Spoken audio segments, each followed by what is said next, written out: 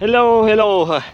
I'm excited. I'm here at the Vancouver International Airport at the beach. It's called Iona Beach, and I enjoy watching the birds flying and going against the strong wind today. Possibly 40 km/h wind, and yeah, I decided to go for a short walk on the sand, and that reminded me about a few years ago experience, maybe 2 years ago experience kayaking in the area. I went on the Fraser River arm. Right behind there is a little channel used for navigation for large tugboats and wood chips barges and stuff. So it's more of an industrial use channel, and I've been pedaling my kayak for sometimes. I use my electric motor to help me cross the river faster, and it was exciting because being a industrial or more big boats use channel. Look at the sand here. It's pretty nice. It's going to be windy on the microphone, but look at that. It's like why I need to go Hawaii, right, when I have the beach right here. But the problem with this beach, in case you're interested in going for a walk on the beach,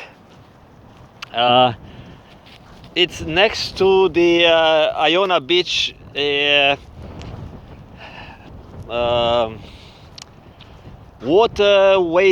wastewater treatment plant. Okay, so let's link it to my kayaking adventure. I went on that Fraser River arm, pedaling or using my motor, and it was nice. I went next to the floating booms, like a log booms, and was all exciting, and I had to stay away from the big boats and fishing vessels that were causing big wakes, and yeah, it was not fun all the time, but I made it all the way. There is a stretch of land that extends into the water.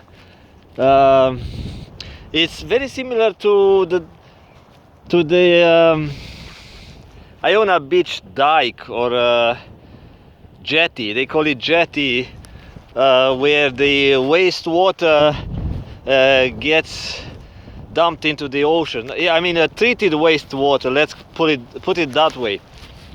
And it might sound boring recording what you learn from me. It is not much to learn, but I'll share my experience.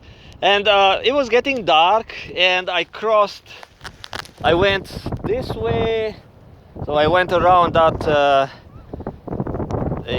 structure. It's a structure meant to break water, like ocean waves and water, stuff like that.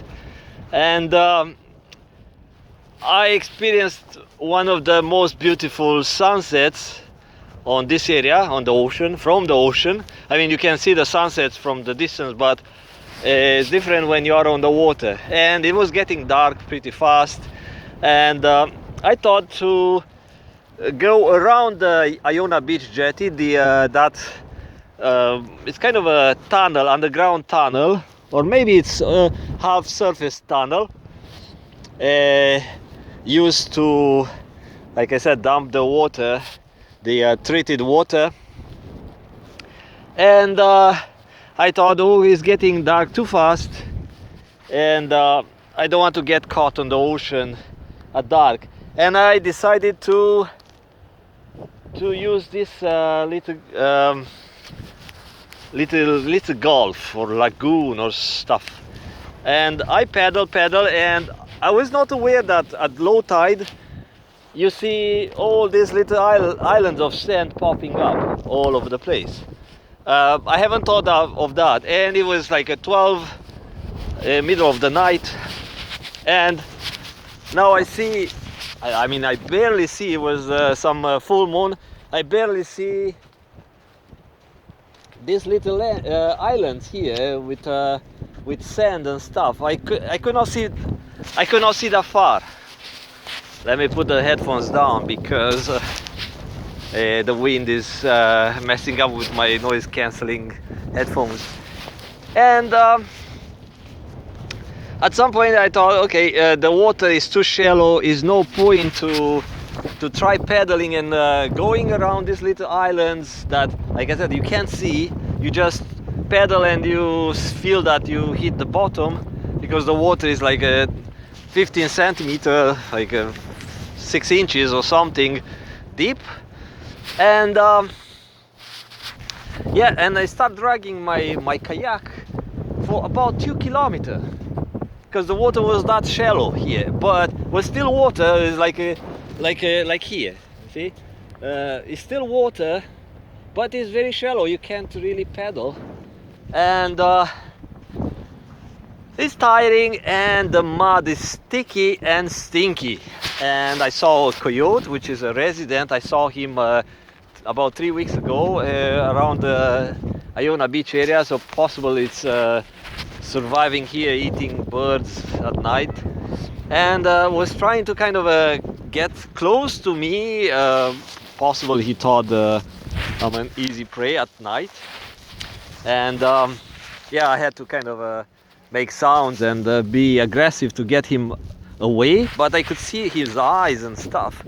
Then some birds taking off because they were resting, and they could hear me, and they took off at night. It was kind of getting dark, just the moonlight. But the point is that this area stinks. Even now, the wind is coming from the ocean, so that's a good thing because it brings clean air, fresh air from the ocean, and it doesn't stink too bad. But being on here on the beach, on the sand, I feel that smell. It's something that smells like a sulfur,